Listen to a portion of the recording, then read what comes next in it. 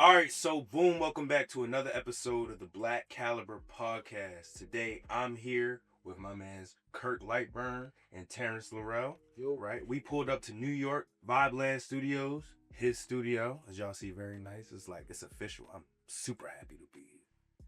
Film, so thank you for giving me this opportunity. First, we got between them, they've shaped careers of some of the biggest names in the music industry, from discovering J. Cole, working with artists like Usher, Chris Brown, Toni Braxton, to securing major brand deals with Chanel, Apple, and the NFL. These two have been behind the scenes making major plays in A&R, management, strategy, and music placement. But success isn't just about connections, it's about resilience, vision, and knowing how to navigate the business at the highest level. Today, we're diving deep into their journeys, their lessons, and the mindset it takes to survive and thrive in the industry. From finding talent to closing deals, from setbacks to comebacks. So this is just going to be a masterclass. So, nice to have y'all back. Unofficially. Right. Well, first of all, let me thank you for you and Dr. Sam for Dr. Sam Williams for having us come through Lincoln University, talk to the kids that was interested in furthering their careers, maybe finding a career in the music industry, and asking some real good questions.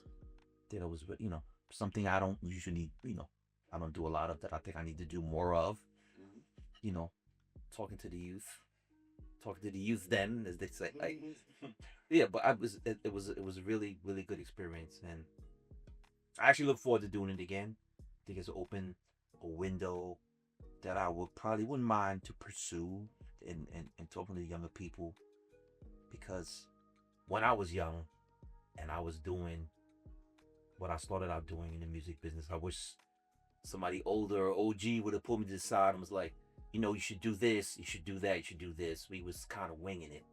And I think today, a lot of young people is kind of winging it, and it's working. But if I could help give them a direction that, can turn a hobby into a business and help them monetize their dreams and stuff like that, I'm willing to do that more. So I thank y'all for opening that interest, that I probably wouldn't have done. Okay, get you out your comfort. Yeah, of course. I saw. How about you? How you feeling? Oh yeah, no, it was indeed a pleasure just to, share what I call every day is a blessing. For us to get to do what we do, like we're living out our dreams and we're helping other people live out their dreams, and just to play a little part in it is awesome. And I don't take it for granted. I know you don't take it for granted. Right. And we got stories. We got stories of people who had one record and one decision changed everything. We know people who they were on their last leg, and they say, yo, I believe in something, and the people around them believe in them, and it turned into something major. So I'm like, I think just taking what he just said, anytime we can just give a little guidance, a little experience, a little hope, we're definitely more than willing to do that and share that. Right. Okay. So that's Right. So we're gonna have this history. It's He's gonna go somewhere else. I'm like, I did that. Yeah, exactly. Don't ask for residuals. That's all I'm saying. Yeah. But like, first, even in the music industry, like, what got y'all started? What drew you to music in this industry in particular? Wow, that's a good question. Yeah, good question. You want to start or? Yeah, I mean, I think with me, I think it almost became like a natural course of where I was at a very, very young age. I had a cousin of mine, Drew. Shout out to my boy Andrew, my cousin, who got me on the road with some rap groups. I kind of say when hip hop was in its early stages or in its growing stages. So my cousin put me on the road with Salt Pepper, Dana Dane, Kwame. Who else went on the road? I was on the road with Heavy D. At times we did shows with Heavy D. I was on the road, I think, for like a couple of Fat Boy shows. Don't do the math, kind of showing my age. It was, But I think that opened up the idea of me continuing in the music business, because I also had another family member that remembered me being on the road, remembered me being connected with these kind of old, early on hip hop groups. So when he got his foot in the door, he remembered as well, and he kind of pulled me back in. So yeah. So I think the course was natural. I didn't really set out to be like, oh, I'm gonna be this or I'm gonna be that. It was all a lot of internships, a lot of hanging around, a lot of doing whatever needed to be done. And I think, one thing led to another, which in turn culminated to me becoming, A&R at Sony and working with a couple of acts, couple of groups, things along those lines. And I just feel like I've been blessed, and I think the blessings it's continuing. Like, I think I'm at a point where I'm at a new phase and where I am in my career, only because I think music is in a new phase as well. So you change with the times, and you change with where your industry is going. So I think for me that's where, at this stage in my career, that's where I'm at, from being able to be in it this long. So I feel grateful. Okay, that's dope. What's your? Oh, Got a little bit more. yeah, guys, that was a lot to follow it, but I guess how did I get into this? Right, is the question, right? For me, it's a little different than maybe Kirk's journey. I've been a musician my whole life. Like, I started out in church, so I was the little drummer boy, and then one day, I got on the organ, and I remember my pastor being like, "God said you're gonna play the organ." I was like, "Man, I'm a drummer, bro." And little over little, I started to catch the, how to play it. And then I've been, that was kind of like the beginning for me of like, well, I'm in it. I didn't realize those were the seeds for creating music, just by like having to do it every Sunday and be like, hey, we're actually performing, like I didn't call it that. I was just like, hey, I just like to play, and to me, those were the seeds of what made me go, man, I want to do this for real. Obviously, there was the certain artists and certain genres of music, from gospel to like R&B, that was kind of like, it was pulling me. And I remember one day I used to watch, like, I was just watching all the TV performance shows, like, from Soul Train to the Apollo to, the list goes on. We used to tape every live performance on VHS. So like we were like addicted to it, and to this idea of, I can take this creativity, this thing that's in my head, and share it with the world. How do we do that? And I think that's what kind of drove me to want to figure out my place in what they call the music industry. But it started from just church and being a musician and just loving music. Okay. Now, you'd be surprised how much artists, start out in the church. Yeah, so cool. Church is the foundation, the church foundations.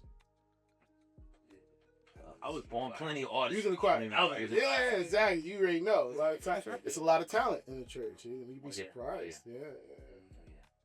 So they could sing. Just like sang. Well, I'm not sure if this is true as much for you, but like when y'all first getting into it, like hip hop was so new. Mm-hmm. So how did you, or when did you even fall in love with necessarily hip hop and decide, no, like this is my avenue, this is my spot, this is where I belong?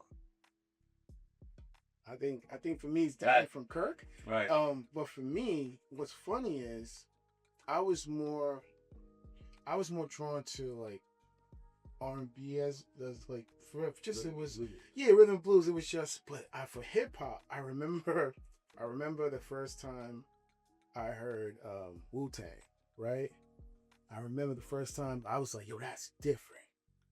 Obviously I was a fan of like West Coast, with Dre and Snoop and all that, but to hear like people from our side do something just so different, I remember like that was a moment. And I'm skipping a lot of people in that, but like a monumental moment for me was like hearing artists from where you're from, like that was. And I think early on, my uncle was signed to indie rap label, and I was young, and I would get to, there's a famous studio that was around, I think DJ Premier now took it over, if I'm not correct. Maybe somebody in the comments can correct me.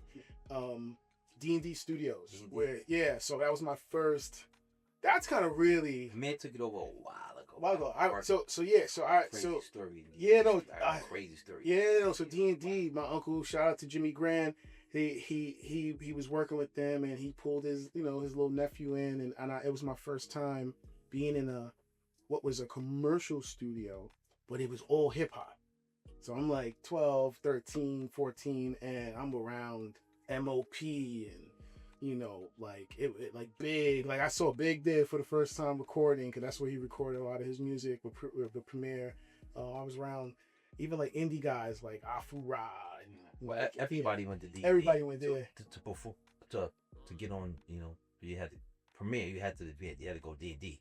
right. So it wasn't like right. Like I'll record this studio. So well, you want to get on the premiere so, track. yeah. You had to go to D&D. He wasn't leaving. And he usually wouldn't leave his spot to go record. Right. And so for me, that was my like early kind of like, okay, yeah, hip hop is beyond not just a genre. It was a lifestyle, and I think I remember at that moment where I was like, yo, like I want this. Even if I'm not a rapper, I just need to be in this. You know what I mean?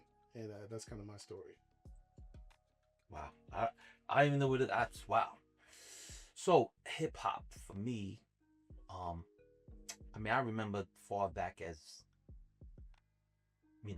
the message.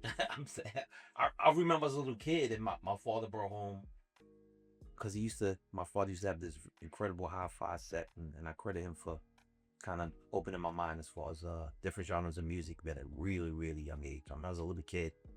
He brought home, he used to bring home these 45 disco records. Right, he used to be into a lot of disco records. He had every disco 45 that ever came out. But he brought home this record. I remember so vividly. It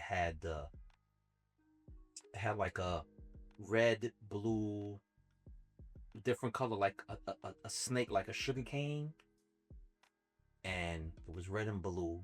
And I remember he put the record on. It was the Sugar Hill Gang. Like right one of the first successful hip hop records that went in, and I remember hearing the difference of what it was, because at the time I was really heavily into like reggae and I was heavily into the Jamaican music and Jamaican scene back then. I remember he brought that record home, and it kind of opened my mind. I was like, this sounds different. And that, I didn't really know per se hip hop, because hip hop took shape, late on some time rather quickly. But I remember him bringing home that record and playing that record. That was I remember that. Yeah, for sure. So that was like my early stages of like trying to identify what hip hop was. That record changed a lot when I heard that record. Okay. Yeah. So once you guys started like in the industry, which you still wet behind the ears, like how did you even navigate that, like being able to grow? Or like how you said you started off just on the show as a roadie internships, even being able to step up into that job as some of you, going from being acquired to even getting that job at D&D. Or even like being reliable enough for somebody to want to put you on. So how how was that navigating that, the choices and like knowing what to do or not knowing what to do? Well, I could jump first and let Kirk add on to. For me, I think what I learned early is it's a business, no matter what, right? I think as a young one, I was lucky enough I was inquisitive enough to want to learn the business side, because I told myself, if I'm going to get in something, let me at least understand what I'm getting into, unless I'm just driving blind, So I would go to Barnes and Nobles on the weekends and read every music industry book there was. I would just sit in there for hours and like learn the lingo, and because I was like, if I have the opportunity, I don't want to look crazy, right? So you should see me like studying. I would be studying contracts and looking at different things, which was a little prophetic, because later on, that's one of the things I got really, good at a young age. I started helping people with contracts and stuff as a teenager, and like, but it started from, I think once I learned that it's a business, to get back to the question, I also learned that you gotta hit your head to know sometimes what not to do. Like it's nothing like experience. So first, I remember we thought we were gonna get our first deal. I ain't gonna say who the label was, and I remember getting spit it out. No. I remember we told our family, we were like, yeah, we gonna get signed. We gonna we're gonna pay for we gonna buy you houses and all that stuff. Man, when the contract came, I was in the singing group. I'm skipping a part. I was in the singing group as a young kid as well. Wow, okay. Yeah. We were doing shows, talent Inside shows. information. Yeah. I was. Think I knew that. Yeah. I was in the singing group, and lucky enough, what we did was we said, yo, there wasn't no social media or anything. We were like, yo, we're gonna go sing at all of the high school talent shows, even if we're not from the school. We're gonna try to build fans that way. So we were singing all over Brooklyn and Queens, and we would just go on these shows, and the songs that we were singing Jodeci. Every freaking night. We were wilding on the stage, and the girls going crazy. Some schools kicked us out. But I realized, I was like, yo, there's something to That's crazy. this. But getting back to the struggling with, you gotta hit your head, meaning I remember thinking, oh, we're gonna get signed, we telling our family, the contract came.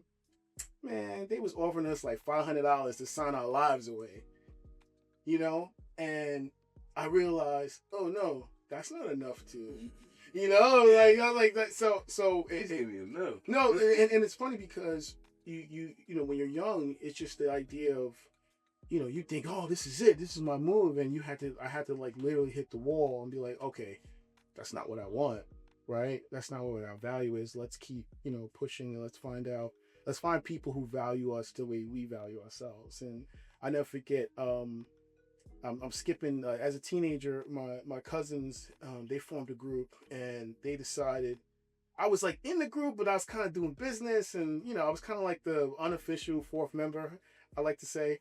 But I remember the grind. I remember that they went around and everybody said no.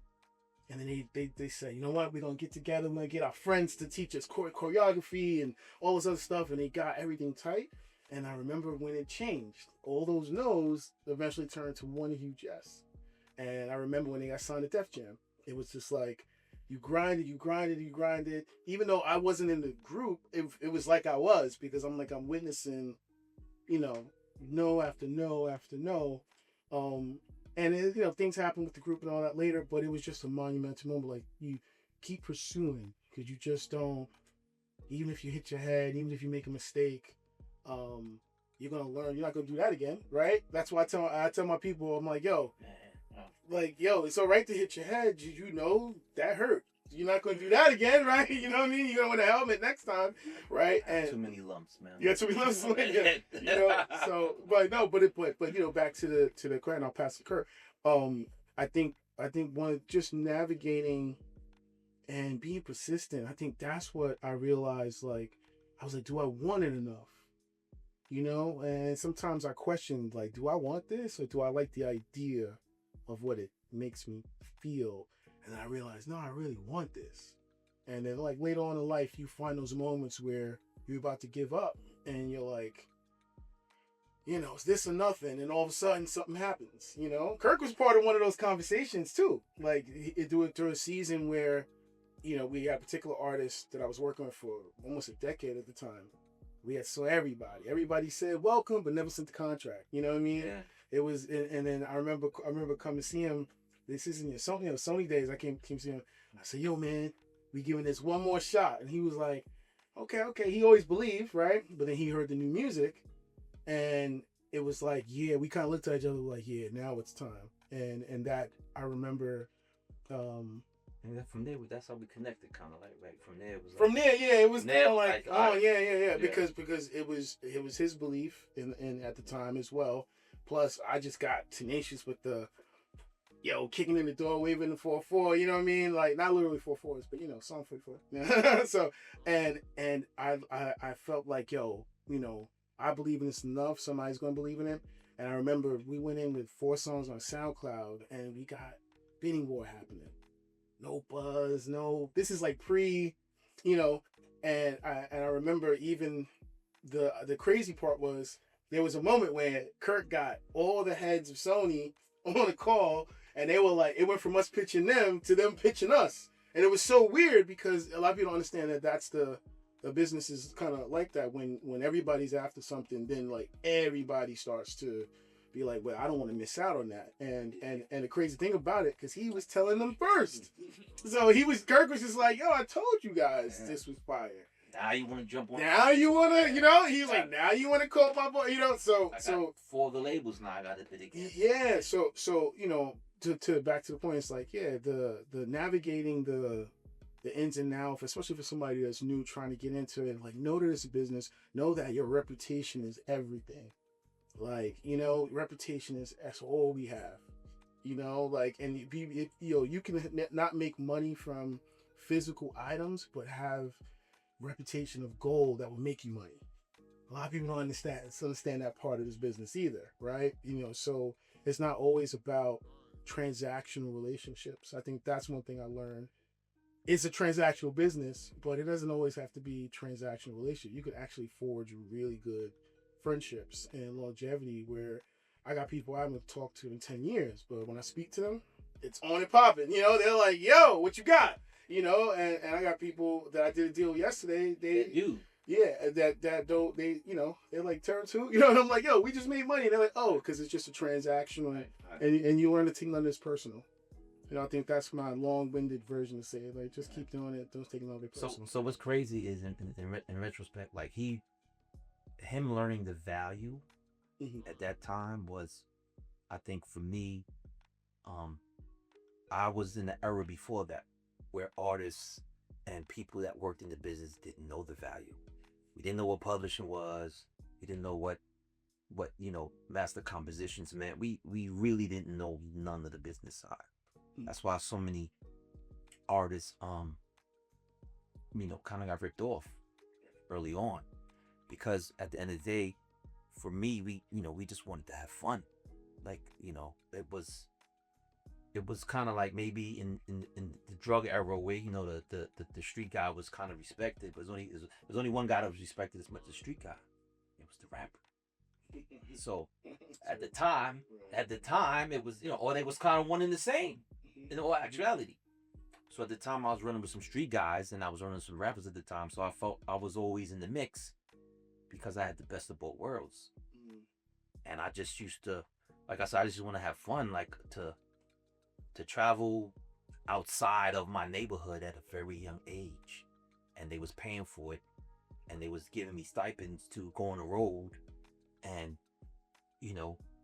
walk through security, walk past the crowds. Like you felt like you was part of the group even though you wasn't, but you being part of the clique kind of gave you your own fame. You know what I'm saying? So because even though they tried, but they couldn't get all the girls. You know what I'm saying? So it was fun, running down, meeting girls. A lot of it was meeting girls and having fun and just feeling like you was somebody. People asking you for autographs. Like, I'm not an artist. Like, the hell you be asking me for autograph for? So I learned like that the power of fame was very addictive to a lot of people around the scene. So we didn't learn our value though. See, we didn't understand the amount of money we was generating from the culture. They didn't monetize the culture fully till later on, but early on it was just about having fun, being down. I remember the first time we go to Land Quarters, which was like a hip-hop club, famous hip-hop club back in the days. I didn't have to wait online. I went in with a rapper and that, you know what I'm saying? The line was like long. I was one of the first times I was like, yo, I pulled up and they was like, you ain't gotta wait online, come in. I was like, we ain't gotta wait online? Like, wait, where you do that? You know what I'm saying? So these are all things that kind of, you like I said, you got a taste of the fame. And, back then we, as a people, we was looking for something. Everybody wanted to be famous. They didn't necessarily know how to monetize the fame as much as they do now. Now these kids, like, they're about getting the bag, which is kind of watering down the talent side. But I understand in retrospect, I feel like it's full circle now. But early on, it was just really about being down. You know, they had conference. You want to be down, yo? They ever say, yo, you want to be down with us? You be down. You know, I was on the road with somebody else, and they was like, yo, we see you with such and such. Yo, you want to be down with us? Like, all right, you know, y'all got a better record. Y'all doing more shows. Yeah, I'm coming. You know, So it was about being down as opposed to about building a business and a brand, which maybe some of the groups should have done. There was few people that knew, and those were the people that was making a lot of money. That for the brand. So when did that click for you then? That like this isn't just being down no more. This is bread. This is money that we leaving on the table. I think I was working with an artist that kind of did their first pub deal, and after they had a record out and they had or whatever, and they was like, "Yo, we got a company want to do a pub deal." I was like, "Pub deal? Like, what is a pub deal?" Is when publishing anytime a record is played, whatever generates money, whatever. That's the side we never knew. And I know a lot of artists early on sold a pub for damn near nothing. But I was working with an artist that kind of got a really good offer for a pub deal, and then kind of like I was like, how much they offer you? Like, Right. you know what I'm saying? And then that's when you learn about composition clauses and all the other stuff, and that's when the business side really kicked in for me, when I realized the amount of money that was generating, the amount of money that these songs and these artists was generating, the pub situation. So I got a nice check. The artists took care of me. I didn't have nothing signed with them. They did solid. They took care of me, and that's when it clicked like, yo, it's something I'm missing out, which made me look more into that side of the game. That I mean, I met a guy like Terrance, who he's the master of that side of the game. And he start going, and so we start connecting the dots together, and I was like, yo, maybe I should stay friends with this guy. Right. So then what? I'm guessing, right? So now you guys are starting to learn the game. So when did you start to learn how to get placements and get these people into these positions? So it started from being a creative myself, and then having managers, and we had a production team. Shout out to House of Talent. That was the crew. We House of Talent. Yeah, House of Talent. Yeah. We would make out beat CDs, and we put our logo on it, and our contact information. We go to every label. Then we had managers. One time we had like 5 managers. I'm sorry, guys. We had like 5 managers at one time because our business is very active. So the group was signed to Def Jam, so automatically everything is connected to it. All of a sudden now I go into the building. I don't have to have a meeting. They're like, "Oh, you're with 3? Okay, come through." And just to Kirk's point earlier, your associations kind of help you sometimes, right? A lot. And I remember we were pitching songs, nothing was happening. And then one day, I got with this one manager, actually it was 2 people that kind of told me the same thing in the same week.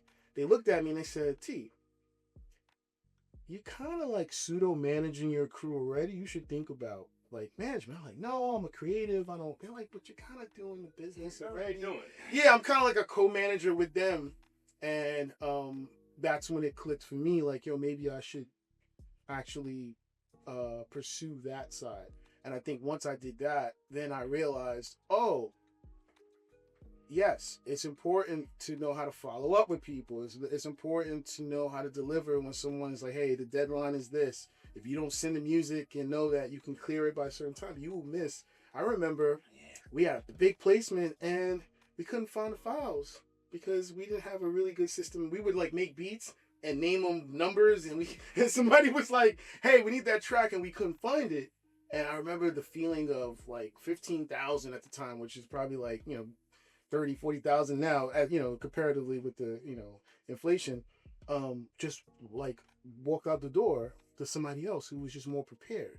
Now it wasn't more talent, and then I was like, no, I can never let that happen again. So I decided to once again nerd it out. Went to the Barnes and Nobles, looked up music supervisors' names, started like sending people music directly. Looked up the lawyers of artists that I knew, started sending the lawyers, started sending the managers. Before you know it, you end up meeting these people if you've been in the business long enough, and you kind of know who's who, even if they don't know you, because I became a student of it.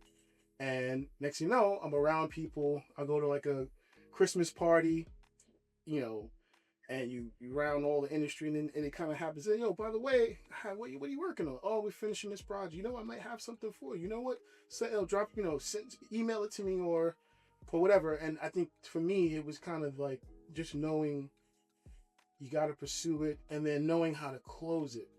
And I remember blowing deals. I remember over negotiating, where I was literally, asking for $100,000 for something. They were looking at me like, you're crazy, because I was like, well, Timberland said he gets, I'm like, my guy should get 100,000 too. And they were like, bro, you're not Timberland, they're like, well, but I got them to pay us 15 grand versus they were offering us 5. So for me, there was a book I read when I was 17 called The Negotiating Game, by Hester Caress, I believe. And he had this quote that says, in business as in life, you don't always get what you deserve, but you get what you negotiate. And when I read that book at 17, it's like my brain was like, oh, apply this to this thing you call, work, this passion. So I look at everything as a challenge. I'm like, how can we convince somebody else that we know our value without pissing them off? Like that became like an art to me. Until we had to really, the story. We had a battle with one of the biggest artists in the world, and I told them no, and everybody thought I was crazy, but it turned into a huge yes for us, because I was like, either the artist is going to say these dudes are crazy, we're not messing with them, or they're going to be intrigued, and and the latter happened, and they invited us out to LA. The rest is history. He won some Grammys behind that. Right. So for me, it's those early lessons of learning how to pitch, like going back to the question, like learning how to pitch. It just came from the desire, like you believe in your music so much and you want that artist to do it, but then also learning, it's politics.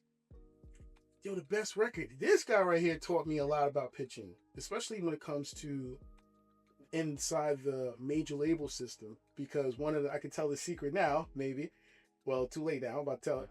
He used to sometimes in the office at Sony, he would go, "Let me play you." That's when I was A&R at. A&R, yeah, at Sony. He would go. Well, let me just play you a little bit of what we turned down already. Like he would put the pressure on me, and I'll be like, listen to records, going, "Wait, y'all turned that down?"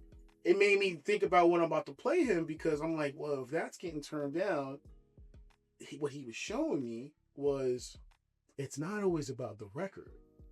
It's about a lot of other factors. It's timing, it's relationship, it's who did it, who's connected to who. And I remember that was a huge lesson for me. I created him. Yeah.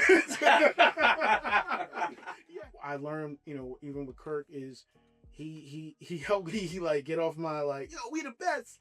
Like not trying to come at DJ Khaled, but there's a mentality of we the best. Like it's like, there's always somebody working just as hard or harder. There's always somebody in the lab. While we here right now, somebody's in the lab cooking up, What was the time that you really was like, oh man, that's too maybe I'm not as nice as I thought? Yeah. I know. There's a lot of, in life period, you fail more than you succeed. So I've failed. I tell people that all the time, because I run track. I say, how many meets I lost? Yeah. I don't even get nervous no more. I'm Man, I don't even if I lose, I'm going to keep pushing. I'm going to be shocked if I win, actually. So okay. I could explain this as a failure. As A&R, I bring in, you look for artists. This was the time before everything was about social media and numbers. This was like right before that time. Brought an artist in, flew him in from Louisiana. Had a friend of mine who used to do promo at a label at Universal back in the days. His name was Garnett. He passed away, and it always bothered me because I felt like he had an artist named Wo Chi, and he brought him in, and I thought Wo Chi could have been huge. and I feel like we got him in the building. The president of Urban Division was really feeling him, and then we went into the meeting, the A&R meeting. You know, that's the goal for any artist. Any artist would be like, yo, just get me in front of the A&R. Trust me. Got him in the meeting, the round table, all the A&Rs. He was performing. He's like, I'm like, this guy's special. He kind of was like he reminded me of a down south version of a Biggie, because he had the twang, he had the drawl. This is what, damn, I couldn't even recall the year, but it was pretty early on in the transition of where music is now, with the, you know, being prevalent online stuff like that. It was, so we still was building careers at the time. It wasn't about numbers, it wasn't about nothing. So when you find a star, find somebody unique, and you press the button. So I really thought he was special. I really thought I had something, and he performed for everybody. And I think most of the A&Rs was on board. I thought the deal was closed, and then there's always, you know, there's always the one asshole, probably from the legal department, that really don't know music. They don't really know the genre. He's like, yeah, but, you know, he's ugly. And I'm like, what? So the president of the label was like, yeah, he is a little ugly. And it just started like a negative vibe. I was like, it's contagious. He's ugly. It's crazy. It's crazy. Are you kidding me, bro? Like, make it some fire. yo, you don't understand, bro. And to this day, I feel like I never pushed hard enough. Or at the time too, you know, I'm a loyal dude. I felt like I should have called a friend at another label, like, yo, I got a star here. And I think because I never you know, when you work at these labels, sometimes you never understand people walk in your door and they put the pressure on you, like, yo, I need this, like, you could change their lives. You know what I'm saying? And to a certain extent, it's true. And I feel like we should have and could have changed that person's life if we would have did a deal with them. Me knowing my A&R skills, me knowing the A&R skills of the president of the Urban Music World I was working with at the time, I know what I could have did with that artist, because we did it before. Because we was, you know, we came from the, you know, we managed Big's career throughout the time when he was an artist. And so we knew what to kind of do with it. So it kind of was a layup for us. And I just feel like we didn't Voltron up and push and be like, yo, you know what? We got to get involved, or we really need to push this through. And I let it fall off of the wayside. And I feel like that is one of my failures. I feel like that should have been special. I think that was the time where it would have changed the trajectory of his career, my career at the time, everybody else's career that was involved, especially Garnett Reed's career as well. Because Garnett came from promo. He helped break Cash Money. He knew promo. So it was a perfect setup. We had the whole team. It was like, it was, you know, so that still bothers me to this day, because of what happened with, you know, with Garnett passed away and things like that. I think, you know, I always think about that. Still got some of the songs in the old emails and so yeah. So that's, you know, that's one of many.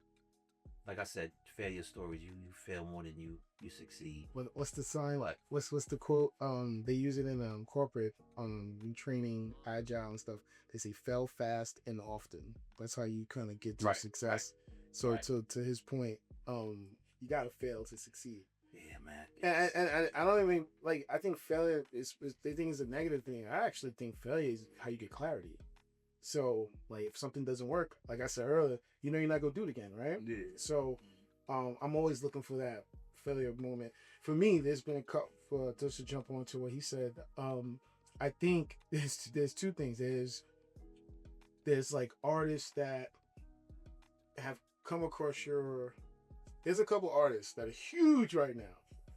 That, you know, you had that regret. You're like, oh. They were like, hey, oh yeah, there's artists there. Take this on, like, please. Like, they beg you, and for whatever reasons, you know, whether it's too busy or just not. But then watching it, and not watching it from hating, like, supporting. Like, I'm still cool, you know, with these people. But it's, you know, you could have played a part, in that, and sometimes your no, sometimes it's rooted in fear, right? Sometimes like even because I think a lot of people don't talk about that 4-letter word in our business. It's more prevalent than we realize, like fear, and fear comes in many ways.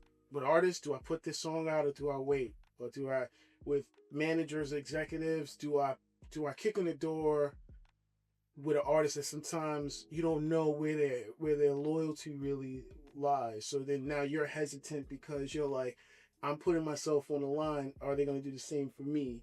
Right? There's a lot of ranges, and I remember two instances where like I knew I was like, you're going to be a star, but just not with me, and I had to accept that, Right. and be okay. Wow, that's crazy. So, not No, to cut you off.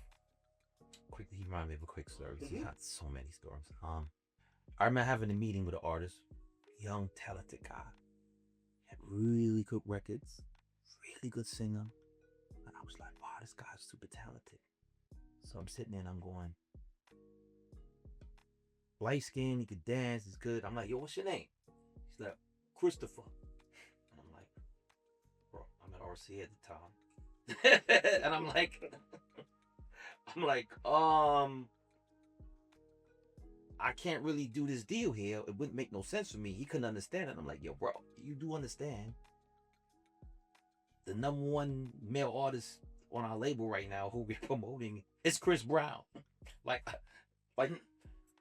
how I'm gonna look walking you into Same place. you know what I'm saying? The president of the label, like, yo, I want you to meet Christopher. You singing and dancing, you doing everything similar. I'm like, it doesn't make sense here. And I say to say no. When he goes back to know your value, it wasn't that he wasn't valuable. I thought he was super talented, but I was telling him, you wrote those records? He's like, yeah. I was like, yo, maybe you should be a writer. Won't you submit some of those songs for Chris? He was like, nah, fuck that, nah. I'm older than Chris Brown. I had the name first, and I'm like, oh, but dude, like if you only understood what I was trying to do, trying to help you. And this. That's funny. So I'm like, I'm gonna pick up the phone, like, and call my boy Atlantic. Yeah, listen, you should, but he kind of felt away, and I kind of felt bad for him. But I'm like, because it's hard to. Because the thing too is I could explain it to him, but I think he was kind of stuck in his way. So I'm like, me explaining to him, he may not even get it. So, at the time I'm like, yo, excuse me. He came to us because he's like, yo, y'all know what to do with males. We had, Usher, Justin Timberlake. We had, even Charlie Wilson was popping at the time. We knew what to do with males. I'm just like, yeah, I know we know what to do with males at this company, but what are we gonna do with Christopher? We got, and he's light skinned, and he right. Like, it wasn't even like it's not even like we could even pitch him differently. Like, it wasn't like he was dark skinned with a totally different look. It was like carbon copy. Yeah, like, bro, yeah, exactly. Like, it's like, we Carvels, and you want to introduce a new flying sauce. We already got the flying sauce, bro. Like, what else you got? Like, dating myself again, Carvels. Who the hell knows about Carvels? Cut that out. Yeah, that I gotta end that out. Yo. I love it. Love it. So Man. Now that music has transitioned into like this, streams and things like that, how do you feel like it's changed and it affects the industry, the business that you knew and you fell in love with compared to now? Oh man. I think I say this every day. I have a love-hate relationship with today's business versus the old business, because there's certain elements I love about it, which is there's no gatekeepers really, but you can control. Everybody's got the same access to everything. Resources or not, we all get in the same stores, in the same amount of time, the same amount of visibility, and we can even, as an indie, pay for certain things and get the banners, and so it's made it easier, but it's also made it easier, right? Which is, I don't have to have a recording studio like this to even deliver full albums that I could upload and master myself and put in every store. I could do it from my house, right? It's made it's made the process a little, I don't say devalued it. It just made it more accessible, but it's also, we talk about this quality over quantity, right? I'm like, there's more quantity of great, quantity of good music and not great music, right? But because everybody can just upload, you got people who are popping right now from meme songs where they intentionally are like, I'm gonna record something trash because of the reaction it's going to get, and I'm not knocking anybody's hustle, but that's just not the business I came up in. So for me, the this current business versus, I have a love-hate relationship with it, but there's a lot of more opportunity with today's business, because now if you actually understand that you don't really need anybody else, like you really don't, you and your team should be able to do a lot more, or you can do a lot more with a lot less today, which I think is kind of a way to look at it, because you don't need to spend what we used to spend in years ago. You don't need to.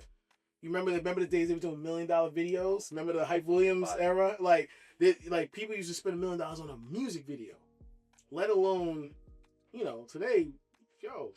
Quick story. Sorry to cut you off. Remind me of it. I don't know how. Well, I don't know how true it is, but I heard through the great. I remember one time rumors a TLC video. Might have been the Waterfalls or something like that. I think the budget was so huge. They created these wings that they were supposed to wear in the video. The wings costed $10,000. Cost of wings. The wings itself, like these wings. This is what I don't know how true it is. Somebody, I guess you could fact check me. Somebody's whole marketing question today. Right, exactly. But what I'm saying, that, like, to say that was like 10K today. Like, we shooting 3 videos. We shooting 4 videos. We got the Lambo. Right, exactly. And the thing was, they paid to create it, and then they didn't even use it because they put it in there and they shot it. I don't even know how far it went. But it wasn't even used. And there was no problem. Right. Right. So, sorry. No, it's a good story. Just remind. No, it's a good perspective, because what I miss about before was, though it was more gatekeeping and more of it was harder for indie to kind of break through, and like you either had to be a part of the system or at least sign to an indie that's tied to a system. Today, you can, and we talk about this all the time. Like, I think our internal joke all the time is, what is a hit? Because the era we came up with, we can clearly define what a hit is. Today, a hit is somebody just playing to their audience. Like, you can be obscure, but you got 600,000 fans that actually support you and buy your merch and go go on tour and will stream your songs to ensure that you chart. Like, there's real, right now I think we're in the era of super fans. That's why you see all these super fan apps coming, because they figured out, doing the data, if we can tap into the top 10% of your fans, even if you have 1,000 fans, but I can tap into 10% of the super fans, you can generate more money from the 10% of those super fans than you would, which is crazy, because you have artists that we find artists all the time, and we're like, oh, I've never heard you. You got this fan base, you're doing whatever. When you talk to them and you see how much money they're making without nobody knowing who they are, they're just playing to their ecosystem. And that's what I tell artists today. I'm like, if you I'm like, what is a hit record? I said a hit record is building an audience and giving your audience that. That's my definition of it today. And many people differ about that, right? Because I'm like, well, you gotta have a billboard this, you gotta have a. I'm like, yeah, we can pay for that. You know what I mean? No disrespect to billboard, you know, it's no industry secret that money talks in our business, right? And I'm not coming at one platform over the other. I'm just saying, as a business, it's still a little bit of smoke and mirrors, you know, for certain things. And then you have things that cut through, and for me, the things that cut through today, you have to then capitalize on the cutting through. So let's say we had a record, we told me the other day, record went viral, and the team didn't take advantage of it, so it was kind of here and then gone. And that doesn't mean it can't happen again. That's the thing I like about today. No record is ever dead. Back in the days, the label will tell you, yo, we went to radio, we tried 6 to 8 weeks, we didn't get the response, it's over. Today it's a little different because I can literally create a campaign with influencers, and not that everything goes to that, but like it takes one thing to reignite any song in any region now, which makes our job a little easier. It makes us look at the work that we, that's what come back to the valuation, right? When you know that even if I made this song 20 years ago, like I'm doing this now for a project, we got a 20-year-old song that I'm reimagining because we have a whole campaign to ignite community to talk about this conversation. And even in our little testing, we saw people just reacting just because, and we were like, yo, that's the difference today. That didn't exist when I got into this business. You know what I mean? Crazy. We literally went from picking a record, putting a marketing plan, choosing a record. I remember artists used to come and we used to have meetings about picking the record. Mm-hmm. They used to be like, I want to put this out. Nah, that's not the record. We're not putting that out. Totally different business. Because I'm not clearing that with marketing. We're not going to do it. So let's come to an agreement. Mm-hmm. So fight the artist. Pick the record and put the record out. So we went from putting the record out, don't put nothing else out because we don't want nothing to step on this record. We're going to go with this record. We went from that, now we sit there to be like, put all the records out. Let's see which one the crowd reacts to. Yeah, and that's the one we going with. So it kind of like, to backtrack, it's like, okay, it's analytics. Mm-hmm. Analytics didn't kill the creative side of the music business totally, but it damn sure cracked his ribs badly. You know what I'm saying? Like, it's wounded, bro. Because now, before your talent used to make you more popular. Now your popularity is making you feel like you're talented. That's a bar for bars. You understand? So I could create some on my computer and just throw it out there and it catch fire on TikTok and everybody doing the dance with us. All of a sudden, the record's charting. You got people. The data's exploding. You got half a hit on your hands. But what do you do next? What do you do after that? You just chase it sometimes. And I think that's what's missing now because before labels used to attach that and build something off it. Now I think it's the point where labels just like, yo, they're just grabbing data. Mm-hmm. You go to a meeting now with a label. Before, it used to be like, I used to sit in meetings and be like, well, play me your best record. What do you think is your hottest record? Now you go to a meeting and be like, play me a record that has the most streams. Play me a record that is your biggest TikTok record. So they're putting the data and the analytics before the talent. And I think Well, go ahead. It's a little nuanced though. The only reason because now coming from my side of we also have like a marketing wing that we do services for people too, where the analytics are everything, right? And it tells us everything, right?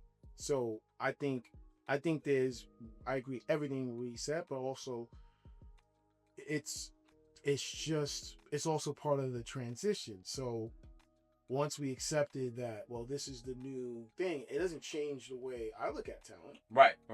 You know what I mean? I was gonna say that. Yeah, I'm like, it Say doesn't that, but change the right, way right, it doesn't right. change the way we look at talent. Right. It's just for me now, it's another tool to use and making sure I communicate to third parties and stakeholders that this actually is working, because now I can take the data and be like, hey, this is moving, versus just trying to convince them on, you know what I mean? I think it's how you use, I think it's how you use it. I remember when we first did a label deal with Universal UK for one of the projects, I'm working on, and I've been working on. And I remember my first like label meeting with them, because I'm from America, but I did a deal in the UK, so I'm flying out there all the time. It's almost like I lived there for a little bit, going to London. And I remember one of the first like A&R meetings I had with them, it was a clash between us, not just on like what song, it was just on how do we interpret the data, right? And I kept saying to them, like, their version, like, oh, we think we need a Sam Smith sounding, and I'm like, guys, just because the person is from here, oh man, that's not a genre of music. I said they make music for everybody. I said you just are wrapped in your territory. whole nother can of worms, right? Right? I know. I'm opening the camera. I said you just wrapped in your territory, and I remember we were fighting about this ideology of, if an artist is a global artist, right? That's the goal, right? And if your label or label group is focused on making the big song for your territory, then we are now at odds, because we have different goals. And this is where the data became my friend, because then I can go and be like, hey, you see this song? Look at the territories it's reacting in. Not here. Right. And that's where we at one point we agreed to disagree, and because how we negotiate, we negotiated our exit in the beginning. When it was time to go, we were like, hey, you know what? This has been fun. We're all left with everything. You know what I mean? Because not easy to do, but which is not easy to do, but we're not easy to do. But we had the foresight to see that at some point we're not going to agree, because you guys are looking at it from, though they're number one market share, they're putting out hits. When it came to me, I'm like, you're trying to make a local artist with something that already screams global. So I'm like, well, why don't we embrace global and put resources and then have all the territories that the data is showing you that it's working in. But the difference was, for them, they had to hit their market share. So that's where the war, there was literally a war. And I remember market share. Market share. Yes. When has the music business become it's a market share company? It's market share. I mean, we getting closer. Okay. Yeah. But it was two things I wanted to say. So one of them, I was gonna say, you don't feel like it's starting to shift a little bit away from that now? Like, I think in me, in being a listener, because I love music, I can definitely starting to see there's becoming a shift towards more, I say, as you say, better records. I believe so. But yeah, I've been seeing this shift. I'm a big champion of the just please give me some better records. And my last thing was, is there anything that you would want to ask me, or like me as a representative of the younger generation, as a older generation talking to the younger generation? What would you say? To ask? Yeah, ask. Well, I mean, I wouldn't. It's not necessarily ask. I think also younger generation. I think there's so much information in the palm of your hand now, when everything is happening so fast. I think sometimes you don't know when you're being part of history. So much things that happen, in my career where I was part of history. You understand? And I didn't take the time to realize, even though it's hard, you never know what's historic and what's not.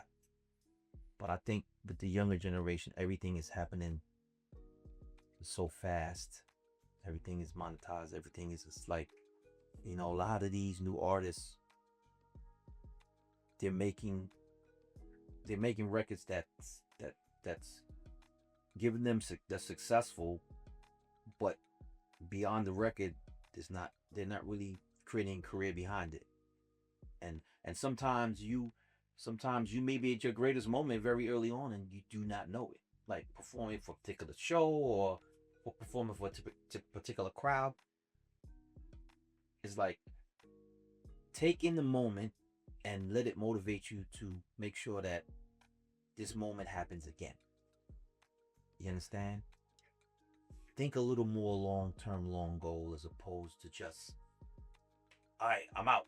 I'm doing this. All right, cut my check. I'm out. Because eventually you'll be the last person to realize that it ain't the same no more. And in your mind, you're still thinking, yeah, sure. You still got people screaming your name, but now you had 5,000, 10,000 people, 20,000 people screaming your name. Now you got 1,000 people screaming your name. To you, it feels the same. You the last one to probably see the decline. Because everybody looks at the glass half full as opposed to half empty. And I just want all the young people to take a moment to kind of re-examine where you're at in your early stages of success. And give more credence to the creative and the culture side of it. Music has become the new hustle. And I hate that side of it. Not that I'm against anybody monetizing whatever they create, any IP they create, any song they create. Not against that at all. I just wish they would kind of build on it and kind of more focus on continuing a successful career as opposed to just chasing that Think bag. long term. Think more a little long term. It's a career. It's not. Right. You may get in TikTok views, but Right. TikTok gonna be out pretty soon. Right. If you make a good record like the Temptations, it's around forever. Right. We also know Temptations. Make better records. Right. Make better records. Make sure that record that got you to this point ain't the greatest record you ever made.